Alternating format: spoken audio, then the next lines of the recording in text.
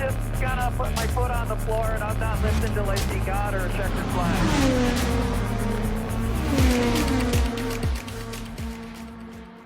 Hello and welcome back to Racing Thoughts, an IndyCar podcast. I'm Megan Dennis. And I'm Meg Taylor. And we are back with another episode where we're going to sit here and talk about things, most of it racing, maybe some of it not. Who knows? Yeah. We'll see where the wind takes us this time. All right, where do you want to start? Why don't we talk about some of the TV numbers? Because I feel like that's something that we hit on, or at least, we've recently been hitting it most episodes. So it's something easy to circle back to. Definitely. Okay, so Sundays, which I guess passed 2 Sundays ago, Road America's numbers found an average of 781,000 on Fox, which is down from the NBC numbers the year before, which were a little over 860,000. This kind of, had a snap of where we had been getting over that million mark for the last couple of races. So again, it goes back to, I don't know, I don't want to keep beating a dead horse when it's like, it's TV numbers. Yeah. We can't do anything about it, but like, it's frustrating to see that we are having, again, that big dip. And I think it's interesting when it was like, there wasn't time off like we had last time when we'd seen these big dips. And I think people are always making the point of like, oh, there was this on or there was that on. I don't really think there was anything else on, but honestly, I don't know for sure. Maybe some of the pre-stuff for the NBA, but I don't, I guess it was Game 7, but I don't know if that would have been a big enough drawaway. But I think because here's the thing with the NBA stuff, the finals, which obviously are going to take up a lot of viewership, it was not overlapping whatsoever in terms of timing. So it's like, you can't even say, oh, everyone was watching this instead of IndyCar. It's like, no, they had a couple hours difference. And I'm sure there's something else on. If we go back and look, I'm sure there's something, but that's the reality is there's always going to be something else on TV that can be watched. So I don't know. I think it's a little frustrating when Road America is arguably one of the best tracks on the calendar to have such low TV numbers. But they did the promos for it that we talked about later they need to have. So I don't know, maybe it's one look at the time of day, see if that's something that can swing stuff. I think it'll be interesting to compare to this upcoming weekend we go to Mid-Ohio, so that's another road course, see how they compare, and then compare that to when we go to Iowa, which is an oval, to see are the ovals getting that viewership numbers that the road and street courses aren't, maybe. I don't know. Yeah, it's definitely something to compare once we get those actual numbers, but I don't know. I feel like we keep talking about these numbers and keep talking about the frustrations. And, I also know that for myself, I need to remember that, these frustrations that we keep on having and these ideas that we have of oh, they just need to do more promo. Oh, they just need to do this. They need to do this instead. That kind of takes time. It's never going to be an immediate impact, even if, ideas that we have on the podcast or ideas that we see online and other fans are talking about, even if Fox, put those ideas into place, it does take time to see that happen and continue to grow. So I need to remember that for myself, but it's still kind of frustrating. And like you said, Road America is one of the best courses. I think that's so much fun. And it was such a good race too. So it was it's such a shame to see that we had such a big dip. Yeah, and we'll touch more on the race and kind of our general takeaways, thoughts, feelings on that, because it was kind of a goofy race overall. It was all over the place. And that's something I want to talk about is kind of how do we think this compares to kind of where we've been at throughout the season. But just, I don't know. It continues to be frustrating, and I think it continues to go back to what we've talked about, how it's the first year on Fox. Let's give it a year, and if we're still seeing the same things, then it's okay, there's a bigger issue. Yeah, 100%. I think our biggest form of comparison is going to be between the numbers this year and the numbers for next year. So we have our numbers from Road America for this year. What are those numbers going to be for next season? And that's where we can really compare and be what is happening? What are the criticisms? What are the things that can be improved? Exactly. Something I think circles back to stuff we've talked about in previous episodes with yet another Arrow McLaren situation. The Arrow Sure, I'll McLaren, use it's that getting word. hard to defend you lately. This was such an interesting choice from the McLaren team. so context for those who don't know, although I'm assuming anyone who's listening to this podcast does know. Nolan Siegel on the radio during Gateway kind of went off on a tear for 2 different times for about 2 minutes each, kind of just like going in at Penske, going in at Scott McLaughlin, just cussing out the team, just like a whole big rigmarole. Oh, that's a good word. I like that. Like that's That's the also only a great word to use to explain it. like that's just. And then okay, cool. But He let his emotions get the best of him. 100% can agree to that, but he's not the only one that we have seen ever lose their cool in the radio. Like everyone, literally everyone has cussed out another driver or cussed out another team at some point. now I will say Alex Rossi did give some context that as part of what they have to sign as being Arrow McLaren drivers, or not even just Arrow McLaren drivers, like all drivers in all series, apparently do have to sign essentially like this code of conduct on like how you're going to speak, including on the radio. And I trust what Rossi's saying on this. I mean, he drove for the team for 2 years. He has no reason to be making this up. So I guess maybe in some regards that's what came into play, but it's less what Nolan did during the race, and it's the after effects that happened, where he on his socials ended up putting out this apology video, this apology like story on his Instagram, basically being like, this is not in character of who I am or who the team is and what I want to reflect, blah, blah, blah, blah, blah. I don't have it word for word and I'm not going to read it, but it's probably there to find if you really care that much to read it. Okay, cool. If that's the stance that McLaren wants to make as like a team of like, this is not the behavior we want, okay, why isn't Tony Kanaan held to those same standards then? Yeah. I think that's the biggest issue that I have with it. Like you said, if this is the stance that they take, sure, you want to have a, ethos, a morale that you want to have as a standard. Okay, no one's going to blame you for that. But, we've talked about it in previous episodes when Tony Kanaan, who is the team principal, has gone off on Twitter on Scott McLaughlin and on fans. And, go back to previous episodes where we did talk about that and listen to our thoughts on that. It seems like a double-edged sword or like a double standard. That's the better way of describing it. It's a double standard of like, okay, you want your drivers to act a certain way. Okay, why is that not kind of like what's the word I'm looking for? Why isn't it the standard that you're holding your team principal to? Yeah, and like, Whereas, why is like, it not the standard for everybody? Because I feel like that's just, it doesn't make any sense. yeah, where it's like, all Tony did was a hee hee little funny TikTok. We're taking his phone away. Like, no, like his was a lot more unprofessional than stuff that like Nolan said in the middle of a race. Yeah. I think James Hinchcliffe's take on it was honestly a good one, where it's like, okay, if people are going to be like this up in arms over what's being said on radio in the heat of a moment, where it's like the only people who understand what it's like to be in those cars are the people who have been lucky enough to be in those cars and understand the like heat of emotion that comes with competition. Good, bad, however, I mean, that is just the nature of competition. And the reality is, if people are going to be that upset, then like we don't have to have the broadcasts for the radios. And that's the other thing too, is like people went back and clipped this to make this into a big deal. This was not, the broadcast did not pull this. This was not shown this wasn't on TV during the air.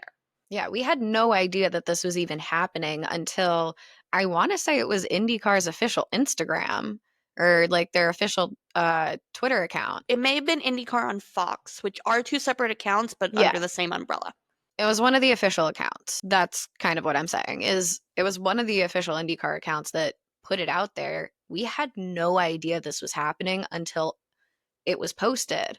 And then it turned into this whole big thing. I also just think that this kind of goes back to our conversations that we've had in previous episodes about, how fandom treats its interactions with drivers. Because honestly, like I said before, every single driver has let their emotions get the best of them at some point or another.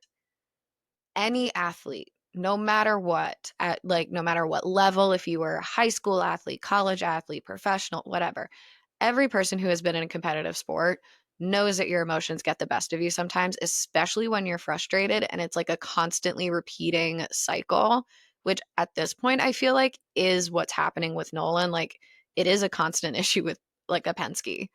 That's okay. You get mad and then you say some stuff you don't necessarily mean. And like if it was a tweet online being like, "Hey, my bad. Let my emotions get the best of me. We'll do better next time," kind of thing, then that could have been the end of it.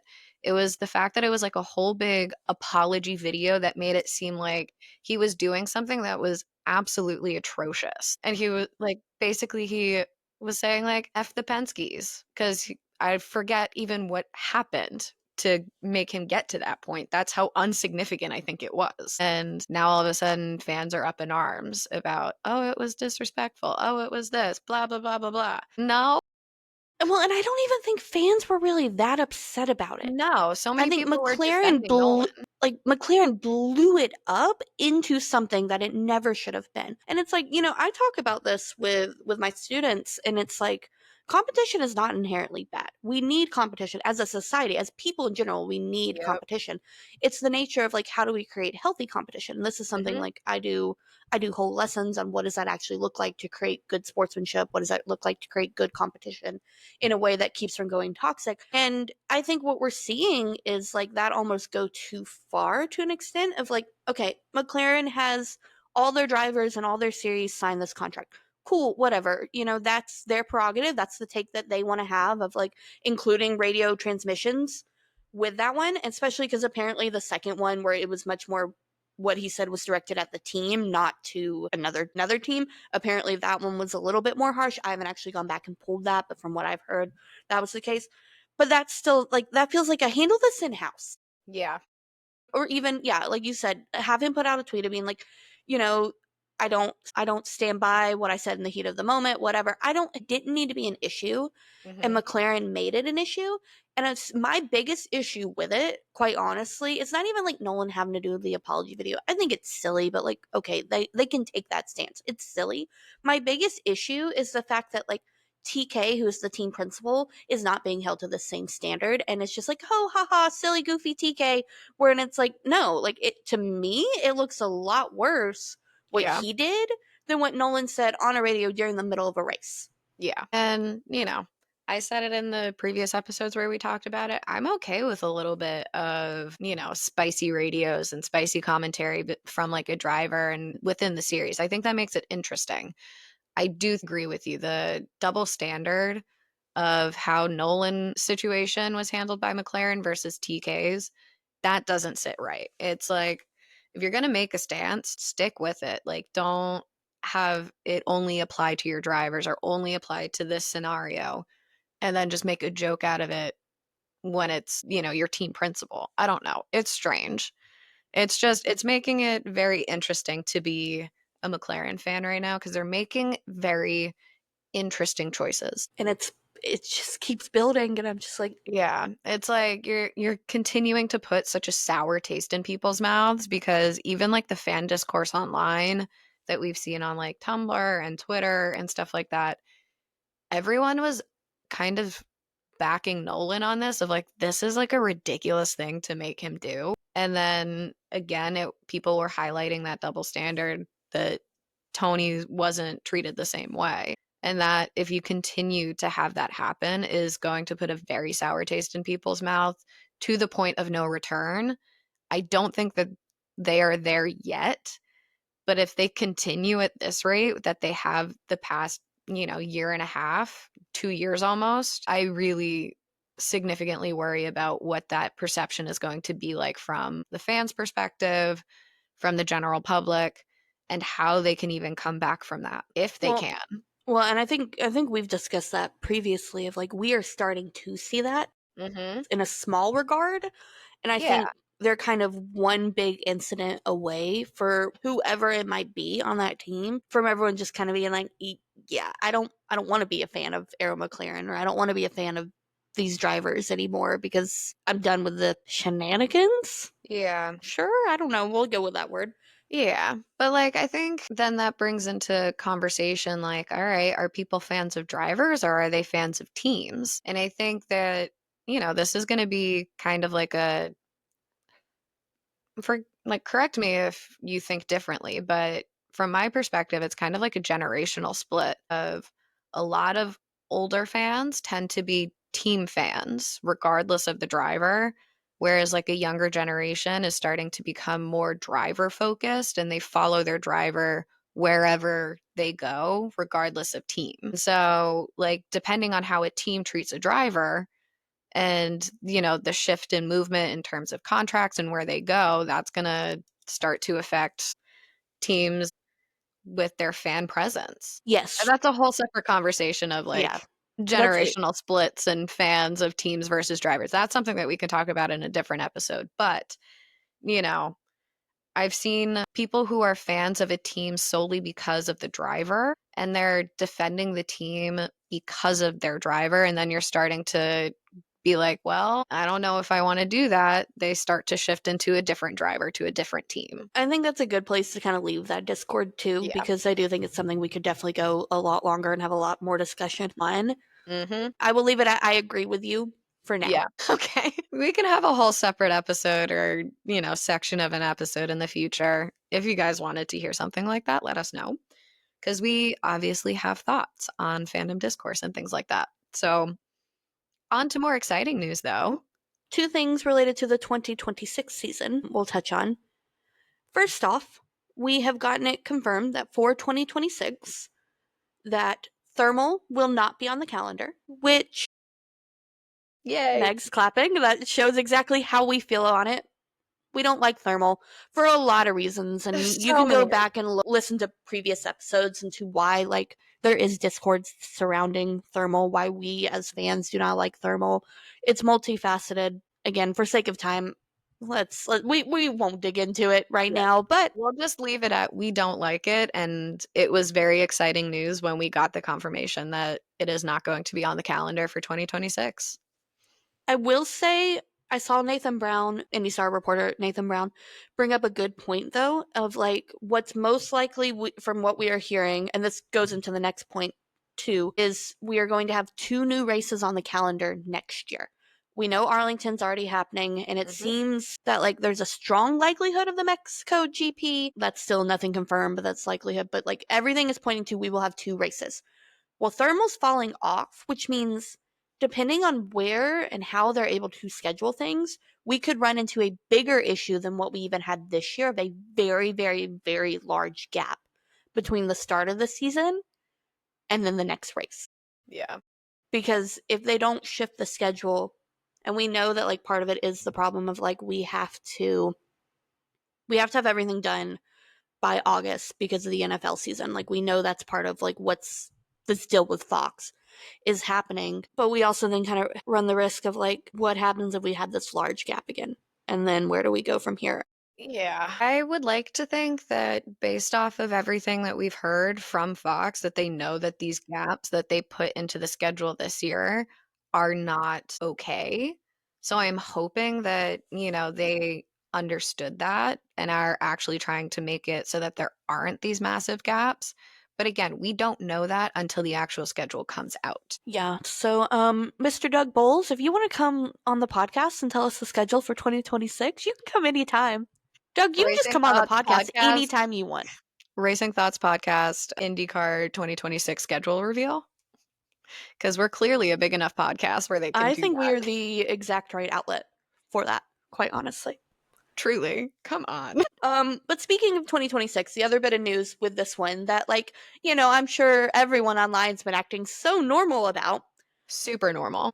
Toyota has been named as one of the title sponsors for the Arlington GP next year. Meg, your thoughts? I mean, I will say I did not get the chance to kind of dive into what all of this means, but I think it makes sense kind of, and I'm pretty sure that Toyota was in talks of potentially being one of like the engine suppliers. So like this is where people are definitely going to be like running their minds with is, does this sponsorship mean that they're going to be the ones that jump in with the engine supplier one, like if Honda decides not to move forward with their contract with it? I don't know. I think it could be fun. I mean, I hope it means we're getting 3 engine suppliers, Yeah, quite honestly. that could be. I didn't even think of that. That Like, could be that's very actually, fun. like, that's been the push for years now, is to get a 3rd engine supplier back into IndyCar, Yeah. and I'm hoping that is what's going to happen here. Mm-hmm. With this, I think part of it comes from that Toyota's North America headquarters are based out of Plano, Texas. Yeah. So, like, It that makes makes sense. sense. And then It's it's like the way that also, Chevy was with Detroit, yeah. It makes sense that they would be sponsoring that particular race. And then there is a Toyota GR Cup Series Mm-hmm. that runs, so they'll also be running during that weekend. I'm going to be with a group of delusional folk who are probably not acting normal about this, of like, it feels very big to be what they're calling a foundational sponsor, whatever that means. I guess just because it's the first year, I don't know.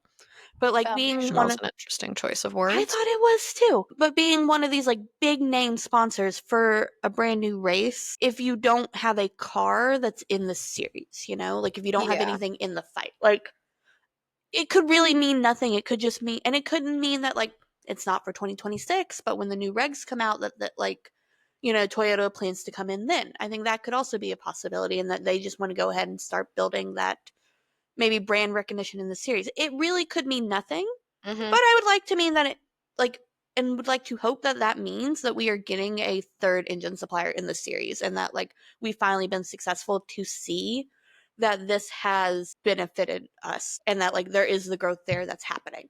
Yeah. It almost kind of seems like this is Toyota's chance of like dipping their toes in the water of it and be like, is this even going to be feasible for us? And then depending on what is everybody's kind of like response to it, how are people reacting, how do people feel about it, and then going into it with new information on that aspect of it.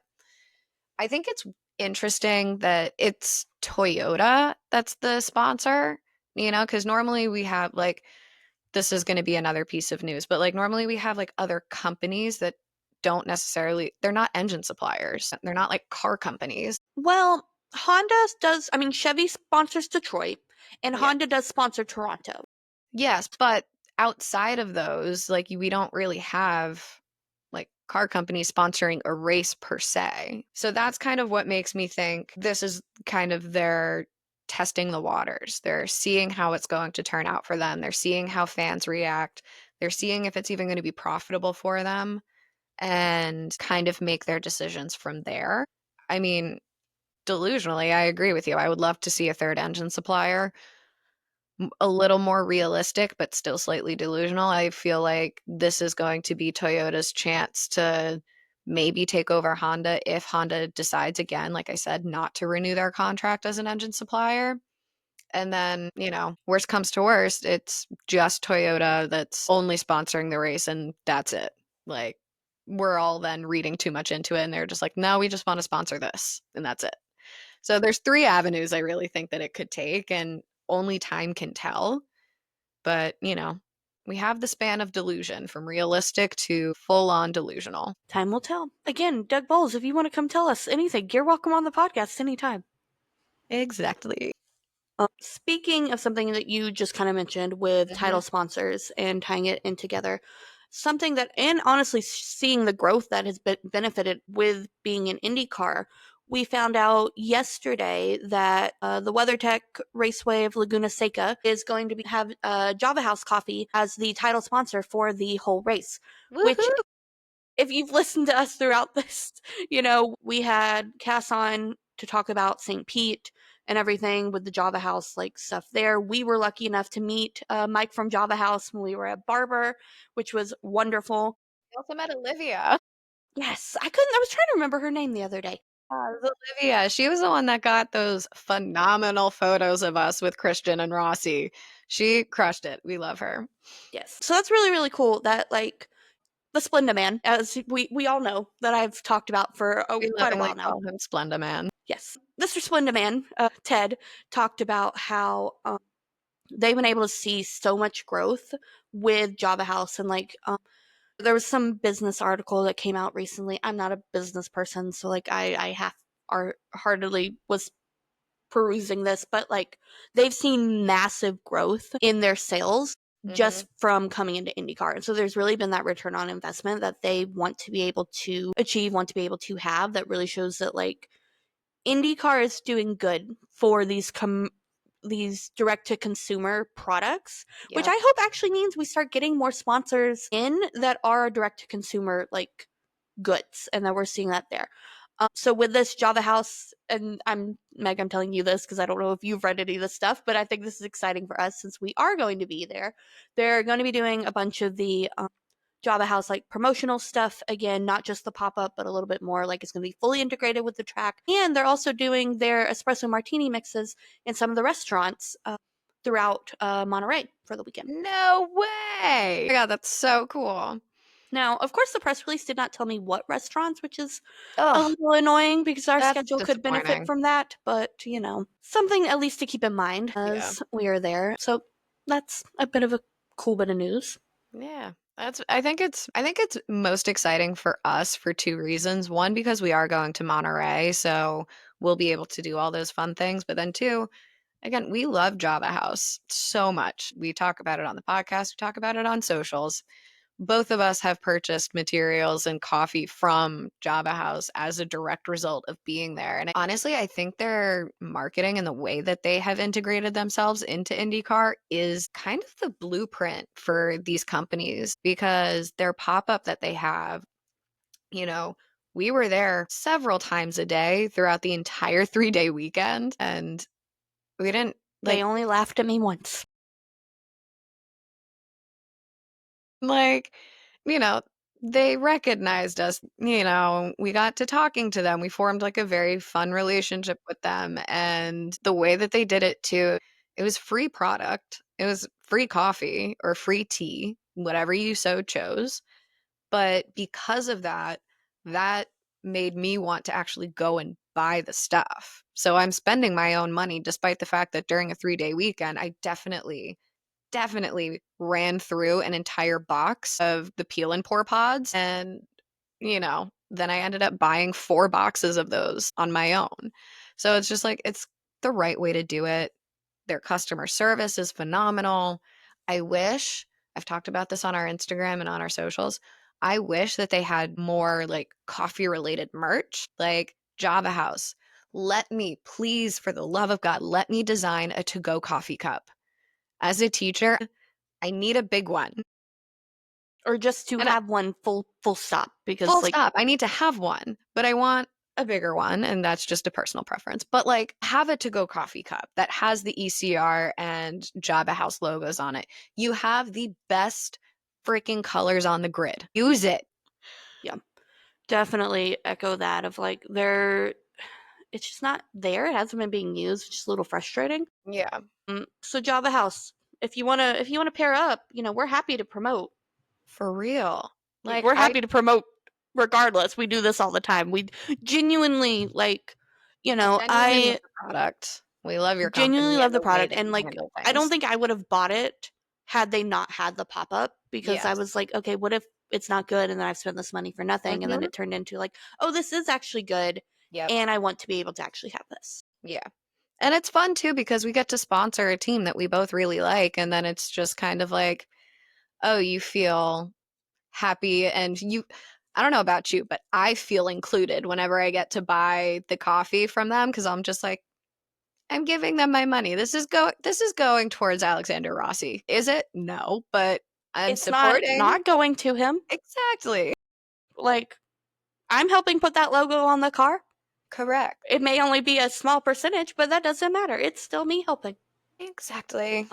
So yeah, I don't know. That'll be fun. We'll report back post Monterey on anything that ties into that one.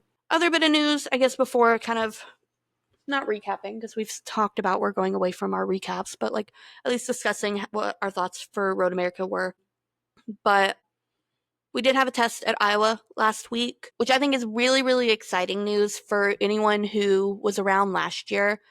Iowa was not a good set of 2 races. Like, it did not race well. They weren't able to pass. It was just drive to a fuel number, bottom lane only, like, racing, and it just wasn't good. Something that, so they sent them there. 21 cars ended up going. I don't know which all 21 cars, so I don't know who wasn't included in this one, but 21 cars were there that were able to do this. From what I've heard from the drivers, and by this I mean Alexander Rossi and Connor Daly, because they do talk about it, they still are not fully happy with the package that's there. They definitely say it's better than last year, which means we are getting back to the Iowa of old, which has always had historically really, really good races.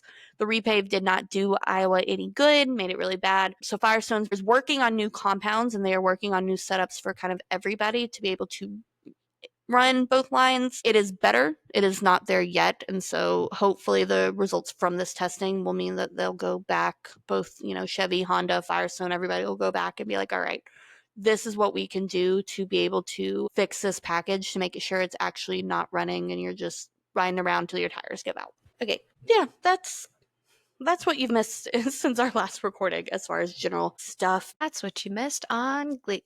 Sorry. Yes. I Exactly. can't not think of that every single time I hear it. Well, it's like whenever anyone says let's go, my brain automatically has that like vine of let's go lesbians. Let's go lesbians, let's go. Every time. So fair. All right. I guess I'm going to quick run through some of the highlights of Road America, and we can circle back to like what stood out, and then I'm going to pose a question to you. Okay. All right. So currently this is Team Penske's worst season start since 1999, which is crazy if you go back to our history episode and think of what all has happened in our series since 1999. We had Joseph be able to not finish the race. Stingray Rob had a bad crash again. Robert Schwartzman's car decided no more car, and he ended up DNFing on his own accord. With this, I'm starting to think Joseph Newgarden might be a little bit cursed. Anyways, that's not the question I have to pose to you. Okay. Yeah. Once again, had the Pelot show. Alex Pelot out Dixon himself and was able to do things that should not have been able to be done. Kept that alive. We had a lot of Kyle Kirkwood versus Will Power kind of Again. Yes. And just very aggressiveness back and forth. Luckily, they both did fine, so it worked out, but like that was a little wild. Dixon almost did Dixon things, but then ran out of fuel. Which was unfortunate because if Dixon was able to, go the distance, that would have been so insane. I thought that would have been so cool. But alas. I also thought Alex Rossi was going to be able to do it. Like, I thought we were going to get a Rossi podium. Yeah. Like, the stuff was there. All in all, it was a very weird strat race. We ended up with 3 strategies when it wasn't supposed to be that way. And I think a lot of that had to do with the heat because Road America was hot as Hades. It was the heat, but I think it was also all the cautions that happened and like when they happened too, because the caution at the end is the reason why Pelot was able to pull it off, because he was, able to do 2 laps under caution, fuel save on that, and then go the last like 15 laps, I think it was. Mm-hmm. So cautions, they are back. They are back. And just as much as we complained, now we've had cautions and cautions and cautions for the last 3 races now, which we knew inevitably the law of averages does tell you that like, it all comes back to the mean. Yeah. But at least it wasn't as bad as Detroit's amount of cautions from last year, from the 2024 season. Yes. That was an insane amount of cautions. So, even though we complain about it this year, it was nothing compared to last year's. But, I think that's why cautions can make it a lot of fun, and why I think the beginning half of the season was kind of as boring as it was. There were none. Well, and because cautions breed cautions, and with that comes chaos. Exactly. Or very funny things like Connor Daly having a tail on his car because he's an idiot. And God, did he whine on Speed Street about it. I'm going to complain about Connor Daly. This is what I do sometimes. It was so funny. But apparently what had happened was the safety marshal was like, don't go. But because of the blind spot on the arrow screen, he didn't see the guy be like, hey, don't go. And he was just like, all right, I can fire back up. Let's go. Because you also have to remember, Connor Daly did not run last year until the very end. And so, like, he did not do Road America. He is still kind of relatively new to the hybrid Yeah. with that as well. But then that turned into Connor whining about the aero screen and how he thinks it's stupid. And you know what, Connor Daly, I want to say I think you're stupid. Safety is more important. Bold words. I mean, not in the sense of the safety is more important, but bold words about Connor. That is your parasocial frenemy right there. Yes, and now and then on this time, that's why he's a friend of me. Connor, I still love you. You can come on the podcast whenever, but like, think of your own safety. At least a No, little that bit, they sir. don't do that. These drivers are insane. They do this for fun. This is their job. They're nuts. I know this, but also, like, I just want to be like, all right, Connor, look at, like, James Hinchcliffe's, like, crash and then tell me we don't need the aero screen. They don't care. They don't care. They I don't know. care. Well, I'm still going to say he's stupid. And we'll see if I keep this in or not. But Okay. it was probably the funniest thing I think I've seen on a broadcast since maybe Georgina last year. Honestly, yeah. I think Connor's tale might be the Georgina of this season. Which are bold words because, like, Georgina is forever iconic now. Yes. But, like, this is pretty darn funny. This is really funny. Okay. Any general thoughts on Road America? And then I'll pose my question for you. No, I mean, I think it was a good race, honestly. It was probably one of my favorites of the season. I think, the unpredictability of it made it really interesting of like, what are people's tire strategies? What about the pit windows? What about, how do strategies change as a result of the cautions? We did not get away with lap 1 without incident, so we're back to those from last year again. But overall, I thoroughly enjoyed watching this race. I thought it was a lot of fun. Yeah. Except for the crashes. Those crashes were bad, which kind of goes back to comments that we've made in the past of like, we are not seeing as many cautions this year. And now all of a sudden, post 500, we're starting to see them a lot more, but we're seeing worse crashes. And I think that's the biggest thing that concerns me is like, yeah, no, we're not seeing as many. However, like Stingray Rob's crash and even Joseph's crash was pretty gnarly. So it's like, it still makes me a little bit nervy and anxious about that kind of thing, but tis the nature of it, I guess. I left out an important point. Louis Foster got his first pole in IndyCar. Boy, Louis Foster. He shaved the mustache. Well, reword that. Dario Franchitti and Will Buxton shaved Louis Foster's mustache, which is certainly a sentence. All in the name of charity, so, like, kudos to that. But, like, then he went and got it on pole. He does not believe in the superstition, though, and he's already currently working on growing back the mustache because he likes the mustache. Okay. I like the mustache. He looks weird without the facial hair. That's fair, but that was more in regards to he doesn't believe in superstition. I am by far one of the most superstitious people in sports. Oh, me too. Like, completely me too. Yeah. I stand by the Budweiser commercial from, like, the, like, mid-aughts that has the statement, "It's only weird if it doesn't work." And that is what I lay all my superstitions on. Exactly. Because, like, I am very superstitious. But, if he doesn't want to be, that's his prerogative. I'm not here to judge him for it. Yeah. And again, I like the mustache, so he can grow it back. Like, Yeah. Yeah, no, I don't the want him mustache to did stay fit without his the face facial very hair. well. Yeah. All right, so those are my thoughts. We are over halfway through the season. What are your overall thoughts on how the 2025 season has gone?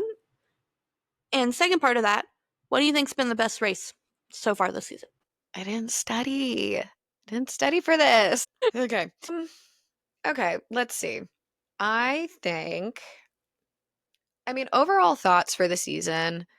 I think my last comment about the fact of like, oh, the first half of the season, we didn't have a ton of cautions before the 500, and now we're starting to see those come up. I think that's my biggest kind of takeaway from this part of the season is it was kind of boring. And I think the general consensus has been that the beginning part of the season was boring. Like, I don't think anybody is disagreeing with that. However, I think that the reason why people think it's boring is different than what I think for. So, like, a lot of the discourse was around, oh, it's the Pelot show. He's just so dominant. He's doing everything, blah, blah, blah. He's a generational talent that we are lucky to witness. And if you watch the races with that frame, like with that framework, it is very interesting to watch. It is very exciting to watch because, I mean, like you said, he kind of out Dixoned Scott Dixon in the last race. It's interesting. So I don't think that having the same winner over and over again is the part that's boring. I thought that the reason it was boring is because of the lack of cautions, was because of the lack of differing strategies, and because a lot of these drivers weren't necessarily having full faith in their cars at the time, and they weren't pushing the limits. And so that's why I thought the first part of it was boring. And now we're starting to see that, okay, these drivers are starting to push their cars a little bit more. We're getting caution, so that breeds different strategies and different pit cycles, and that allows a lot of very interesting things to happen. So my concern moving forward is now going to be those crashes and cautions that happen. What does that mean in terms of safety? And if you are a regular listener of ours, you know that we care wholeheartedly about the safety of these drivers, probably more than they do. They don't care. But Us and their mamas. That's the concerned parties. yeah, honestly, it feels like that sometimes. So, it kind of does feel like that. But, I love the fact that it's starting to kind of slip away from us again about the championship fight. It's still technically within the top three with, Pelot, Kyle, and Pato, right? It's still within those three, and we still have an entire second half of the season to go. So you don't ever want to say, oh, it's Pelot's run away with it. Like, just give him the championship now and whatever. I don't think that's the case. So I'm excited for that. I do think that having Kyle win multiple races has made the championship fight a lot better. For me, my favorite race of the season, I'm going to go with, let's see. I'm going to go with, let's say it's going to be a tie.